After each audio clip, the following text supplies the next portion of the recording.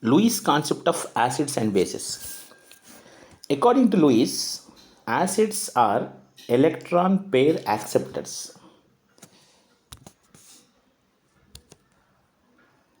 Electron pair acceptor is acid and electron pair donor is base. And when one is donating electron pair for mutual sharing, of course there is no complete donation, they are going to form a coordinate covalent bond. So coordinate covalent bond is possible between acid and base. So base is the donor atom, acid is the acceptor atom. Here the formation of the dative bond is the neutralization. Let's see the details. Lewis acids. What are called Lewis acids? They must be in a position to accept an electron pair. To accept electron pair, they should have vacant orbital. So vacant orbital is possible when it has lost its electron. For example, cations. Cations are formed by loss of electrons.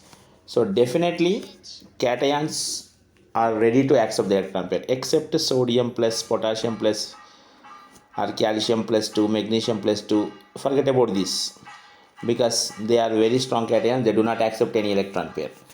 Rest cations like Fe plus 2, Fe plus 3, CO plus 2, H plus, these kind of all cations you can consider as Lewis acids. They can accept electron pairs.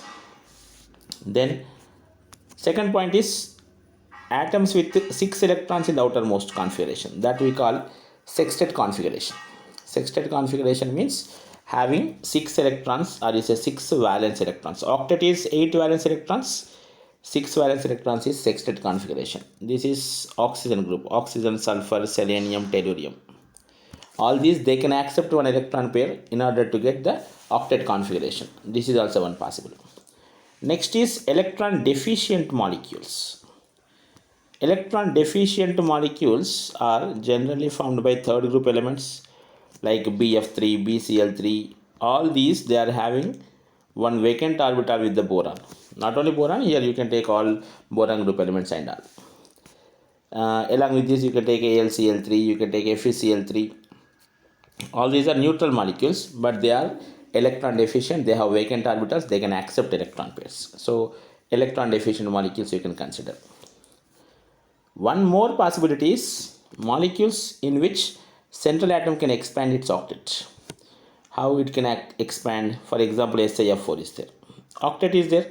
4 fluorines are there, means definitely 4 bonds are there, 8 electrons are there, octet is done. But still it can behave like an acid because silicon is having vacant orbitals, vacant d orbitals available with the silicon. So by using these vacant d orbitals it can accept electron pair. So SiF4 type of compounds or SnCl4, all these you can consider in which there is a possibility of using the vacant orbitals. You cannot use carbon, CCl4 you can't use here because carbon is not having any vacant d orbitals. So SiF4, SnCl4, even though they are possessing octet configuration, because of the vacant d orbitals they can function like acids. One interesting example is multiple bonds.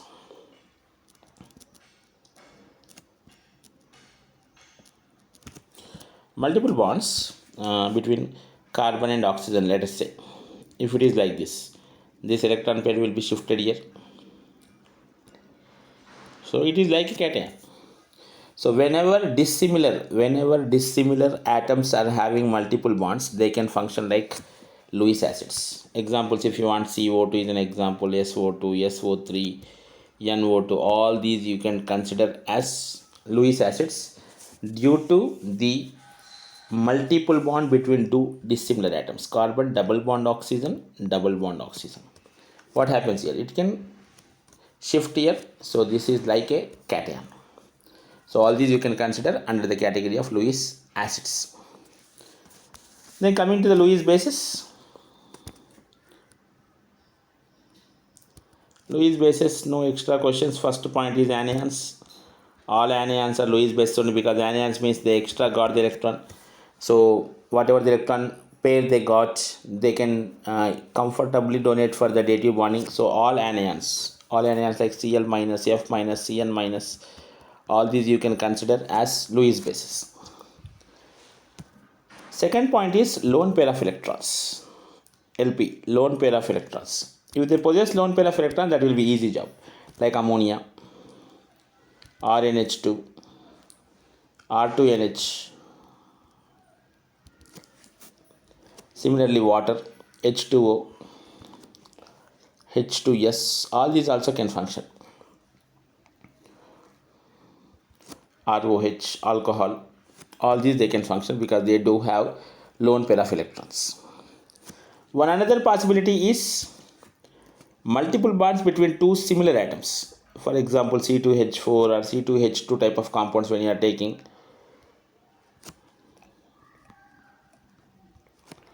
there is a multiple bond between two similar atoms. Whenever similar atoms are having multiple bonds, then you can expect their Lewis base character. Okay, for example, you can remember the electromeric effect. This electron pair is functioning like a lone pair. So electron pair is giving the electrons to the proton type of compounds here. So you can simply say that it can show.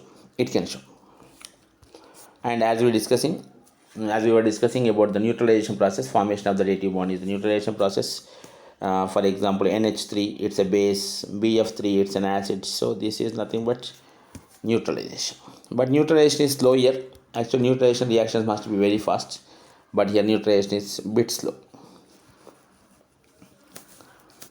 When it comes to the drawbacks, what are the drawbacks of the Lewis theory?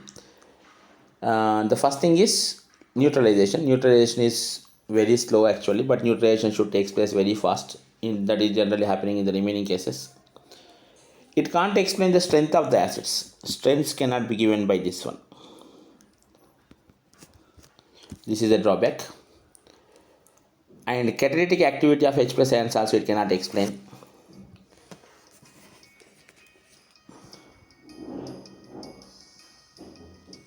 That's all about the Lewis theory.